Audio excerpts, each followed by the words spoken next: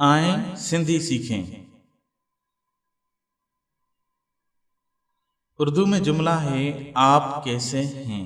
आप कैसे हैं, इसका सिंधी में मतलब होगा अवां कीअं आहियो। अवां कीअं आहियो, अवां कीअं आहियो, अवां कीअं आहियो।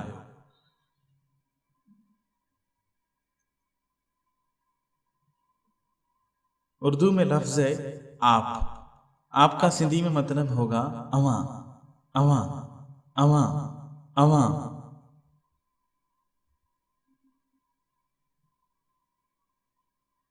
उर्दू में लफ्ज है कैसे, इसका सिंधी में मतलब होगा कीअं कीअं कीअं कीअं।